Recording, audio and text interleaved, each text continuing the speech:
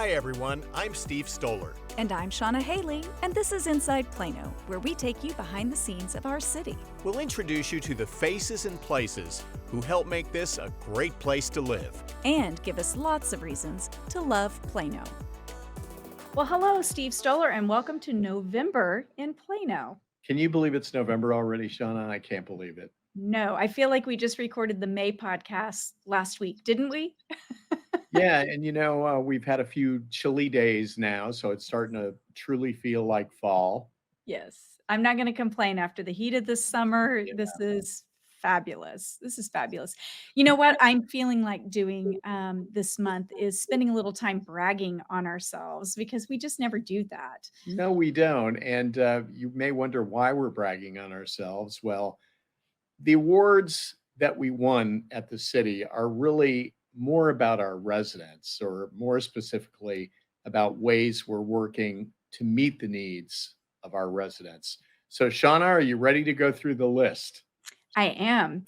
And this list is actually just awards since like September. So it's a pretty hefty set of stuff that the city's rolled out to improve the lives of those who live and work here. So first one I want to mention, and I am very proud to mention this. You're too humble to mention this yourself, but we received the 2022 Municipal Excellence Award in Communication Programs for cities over 25,000 in population. That's a mouthful. It was during the 2022 Texas Municipal League annual conference, and the award recognized the Stroller on the Street video series. Yes. Yeah, so congratulations, Steve. Good Thank work you. on I'll tell you, we went to the conference in San Antonio, and it was a humbling that. experience. But to be with some of our city leadership, the mayor was there, some of our council members were there, city manager Mark Israelson was there, and some of our fellow directors on the executive team. It was just a wonderful thing, not only for me personally, but for the city to win something. When you think of all the cities in Texas that have a population of 25,000 or more, that's a lot of cities. And to win an award for the outstanding communications program is truly an honor. Absolutely. And, fun fact, it's the second time we've won in the last I believe 4 years. I don't think it's been 5 years. We also won for our Ask Plano series just before the pandemic. I think what makes Stoller on the Street unique, and I was just convinced in my gut that it would win, is that, it really answers that question of, did you know?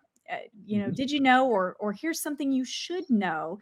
And Plano friends, it is so inexpensive for the city to produce. That's what's remarkable about it. Steve films this on his iPhone with the The- selfie stick and a lavalier mic, and then our team over here on the comms side of the shop edits it. So it's really just a great program. I looked up this morning, I think we've done 77 episodes so far. It's just it's a great program, and it's also actually won multiple other awards over the summer with some national and statewide communication organizations. So again, congratulations, Steve. It feels like you're putting one out every week, and it feels like it's an easy thing, but it's a lot of really helpful information. We'll link to the playlist in the show notes, so if you've never watched those, you'll want to subscribe. it's a lot of fun to do. It gets me back to my roots as a journalist to put the stories together. And it gets me out of the office for a little while. So that's a good thing. Well, we weren't the only finalist at the conference. Plano Fire Rescue was one of three finalists, also for a 2022 Municipal Excellence Award in Public Safety, again for cities over 25,000 in population. They were recognized for their community paramedic program. Back in 2014, the city worked with local hospitals to develop a community paramedic program within Plano Fire Rescue. The program was leveraged not only during the COVID pandemic, but during Winter Storm Uri to meet the needs of Plano's higher risk population. Programs funded through hospitals and insurance systems, and it ensures that the program's long-term sustainability for financial will be met. Yep. So not tax dollars. It's funded through hospitals and insurance. So it's pretty innovative. Also, another major award well, it's also a recognition. The American Association of Code Enforcement accreditation's been renewed. Why is that so remarkable? Well, Plano received the highest score of any city that's ever been given accreditation. We got 190 points out of 200. It's really incredible. Code enforcement is handled by our property standards team. They're part of the neighborhood services department. And really, what this accreditation reflects is that they're dealing at the highest levels of professionalism and service. Codes are part of life and they have to enforce those. And those codes and ordinances impact our health and our safety and our welfare in our community. So, super excited about the work that they did. Plano also earned an award from the Center for Digital Government. It was their 6th annual Government Experience Awards.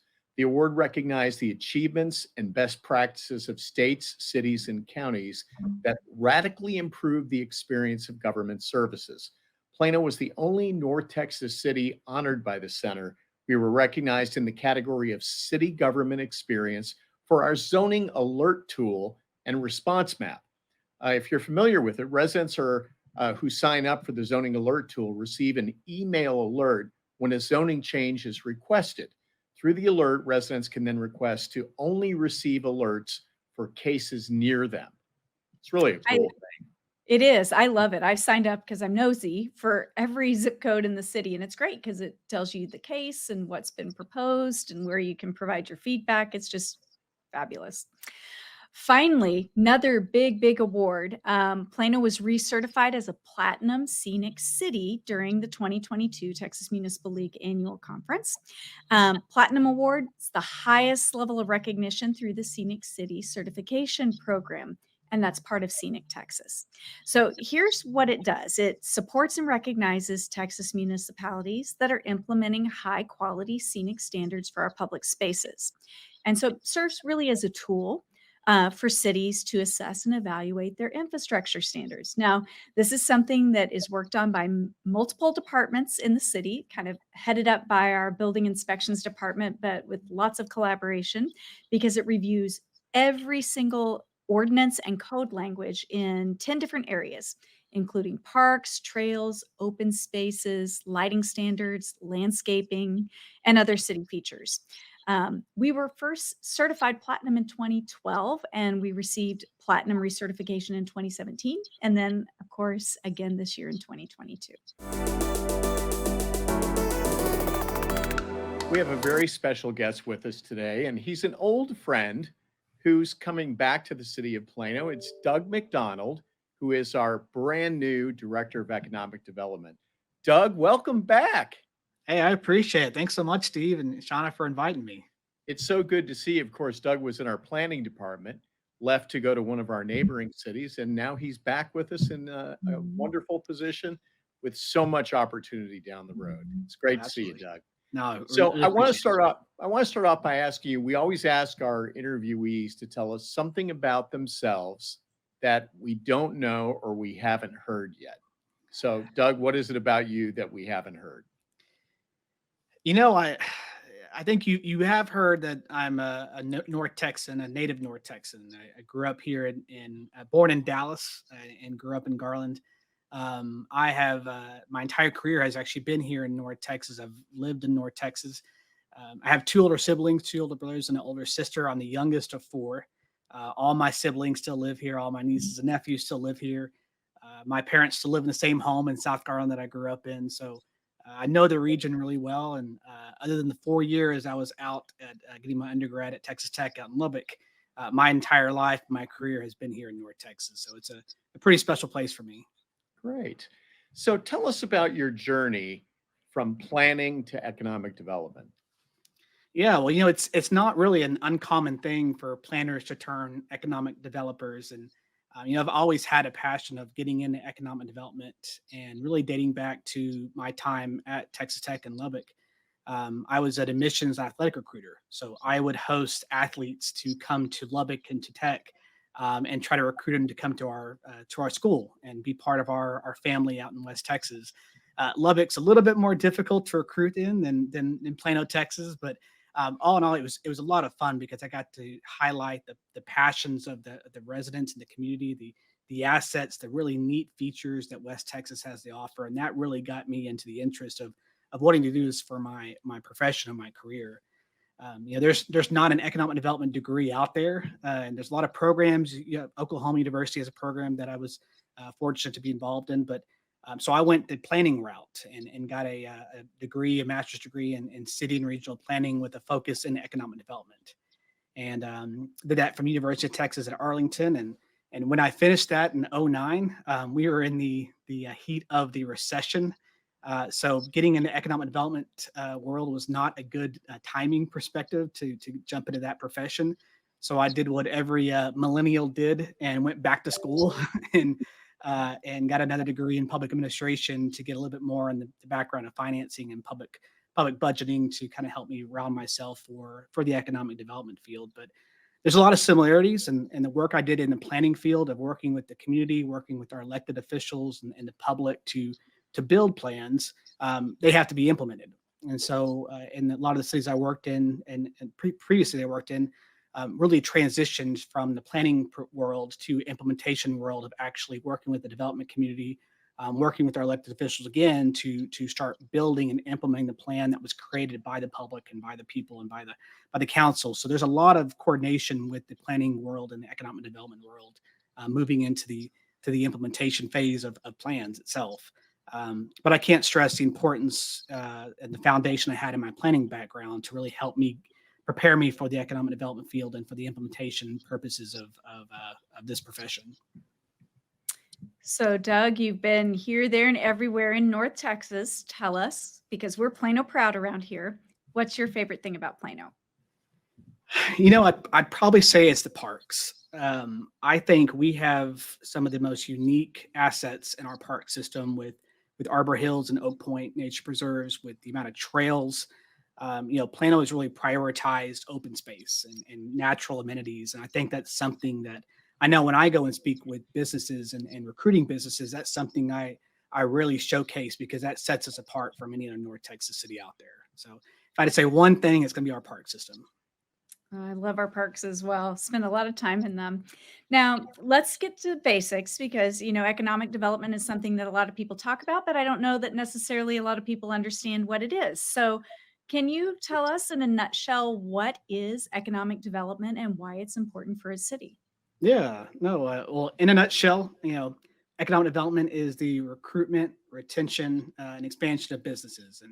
And so that's something Plano has done very well for itself in the last 35, 40 years is recruiting those large companies and being part of their stories as they grow and they evolve into larger corporations. I'll tell you, it's very important part of a city here in Plano because of the success the city has had in recruiting businesses and growing its employment base.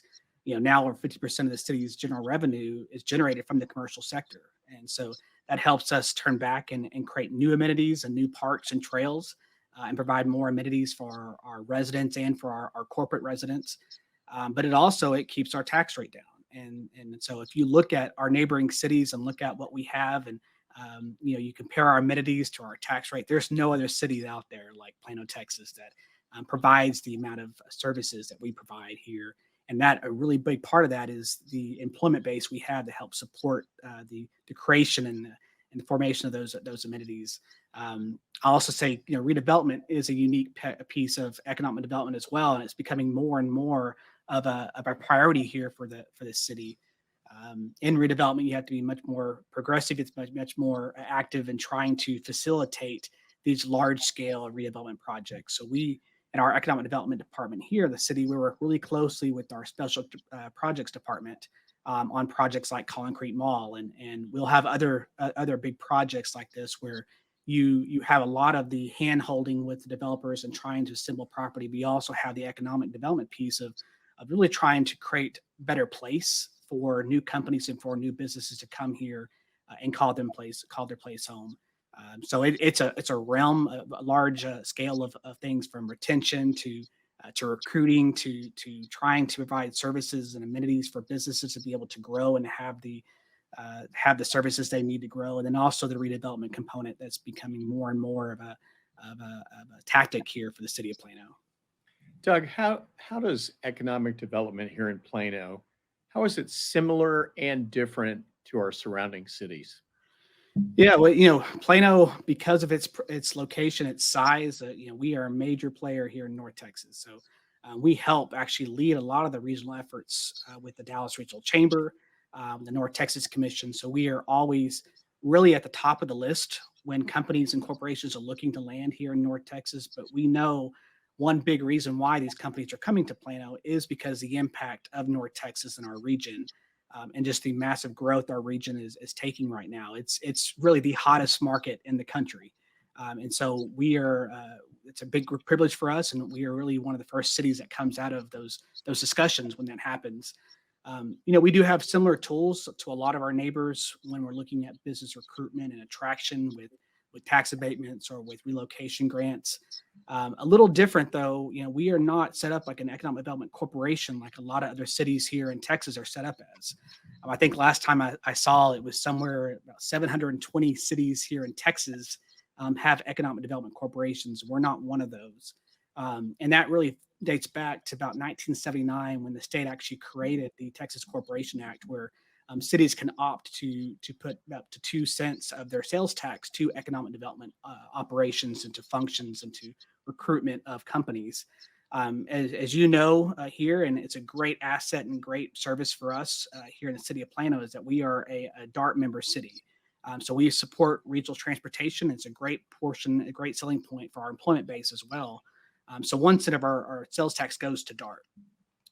But I'll tell you, because of that kind of change in its creation of the sales tax and property tax, city of Plano really progressive back in 2006 with our city council and with the administration here actually created its own economic development fund funded from property tax. And so while it's not at the magnitude and the scale of the EDCs that we have here in North Texas, it gives us a seat at the table to be able to present the great amenities that Plano has to offer that really offsets a financial incentive. So I'll tell you, we will never have the largest incentive. We will never provide the largest amount of dollars to a company, but we really, I think, could offset that with the amenities and the parks and the trails, the transportation access.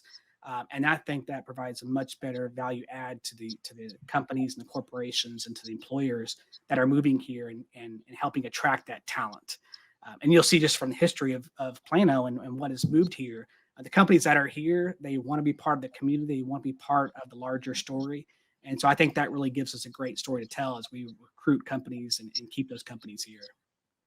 We have a long history here in Plano of building a reputation for being a business-friendly city, a job creation market. So that said, what are your priorities in the first few months of taking over this position? Yeah, well, it's some big shoes to fill. I'll tell you that. I can't think of another city in the country that's had so much success in economic development as Plano, Texas. So it's a really great challenge for me to kind of step in and really build this program. I think the first few months are really going to be focused around reconnecting to our business leaders, to our broker community, and other strategic partners that are helping us to build our employment base here in our city and in the county. You know, 2022 has really continued to be a year of rebuilding and refocusing. We're still seeing some vacancy in some of the office. And so having that hybrid workforce has kind of now become more of the norm. And so I think as we move out of the recovery phase of 2022 and 2023, we're going to start seeing a lot more predictability from the businesses, from the economy, from what the city's expecting to see as we start seeing new companies coming in. Plano was actually one of the first cities to transition our incentive package to now start recognizing part-time or hybrid workforce and incorporating that into our job counts for economic development. So we've really started transitioning to that way. So 2023, I think, is now just the norm of moving forward. So reconnecting with our businesses and our business leaders. If we haven't reached out to you, we probably will through either a call or a visit. We're also going to be pushing out some new programs. You'll start seeing some new programs with our broker community, some programs focused around kind of focused industries that we want to bring into some focus groups to kind of start helping us rebuild and move into this next era of growth for the city. But I'll tell you, the next few months are going to be really focused on reconnection, on engagement, through surveys, through focus groups, through outreach, and just through introductions to introduce myself to the business community here in the city. Well, Doug, what excites you about the future of business in Plano? I mentioned before, it's such a really neat ability and a huge honor to come in to step into an organization that has such a regional leader and has been a reputation of the place to do business here in Texas. And so, what excites me is really to acknowledge that base that's been created and to build off of it, and really take this program to the next level and reconnecting with a lot of our organizations that provide a lot of great services that can kind of funnel through our community, I think really excites me. And, it's all about creativity. It's all about partnerships. And I'm really just excited to have this incredible team to be working with and to really help move the needle on growing our economic development program here in the city of Plano. Well, is there anything else that you would want our residents to know about economic development or the state of business in general in Plano? Yeah, the question I've got a lot so far since I've been here in my fourth week here in the city is just how is business doing? How are we seeing in terms of vacancy and office rates? And I'll tell you, the state of business in Plano compared to other neighboring cities, we're doing very strong. The economy is very strong here in the city. I mentioned that the region itself, the growth that's happening in the region has really helped us to survive these pandemic months and years. And I think, but we are still seeing our vacancy rate continue to decrease as new jobs start to come in and folks start returning back to the office. The industrial flex space we have out there, I tell you, we can't build enough of it. It is very hot. The market down in the research technology crossroads in that area has really taken off. And so that is an area that has really survived the pandemic very well, to the point that we are seeing a lot of new growth and a lot of interest in that industrial flex type of office configuration. So all in all, it's a great place, great time to do business here in Plano. And I'm really excited to be part of Team Plano to help us move forward. Well, we're excited that you're back with us again, Doug. Thank you very much for being on our podcast today. We'll see you around, and welcome back. Well, thank you very much. Glad to be back. Really is good to see Doug back in town with us, isn't it? Yes. Good guy. Yes. We worked very closely with him when he was over in planning. He was over comprehensive planning and lots of work to do between our departments. So we're excited about working with him in the future. So, Shannah, this is something people will want to pay attention to. Changes are coming to monthly utility bills beginning this month. Rates are going up for water, sewer, and trash collection. A 9% water and wastewater sewer rate increase for both residential and commercial customers was adopted during the October 10th City Council meeting. The increase is a pass-through cost from the North Texas Municipal Water District. Now, the last water rate increase was in 2019. Monthly rates for residential trash service are increasing. The increase was approved in the 2022-2023 city budget. The increase offsets rising fuel, maintenance, and equipment costs. We have a handy chart of all the changes on our website, and we'll link it in the show notes, not nights. Although at nights when you're sweating over your bills, it's good to know what the changes are, right? Finally, early voting. It's still on November 1st through the 4th. It started in late October. Election day is Tuesday, November 8th. Now, there are no city elections on the ballot, but of course, we encourage you to exercise your civic right and get out and vote. So don't forget that. Election day, November 8th. And Shannah, one important note, people who usually vote at the Harrington Library, the Harrington Library is going to close for renovations on October 30th. So if you normally vote at Harrington, we actually have another facility where you can vote here at the Municipal Center. It's our Technology Services building, which is right across the parking lot from where we are. Absolutely. So that is a little bit of a change for those who are used to voting here on the east side. But of course, I think nearby also Collin College and Shiloh Baptist are still standard voting locations. So plenty of places for you to go vote. And by the With- way, the library will reopen. The target date is mid-January.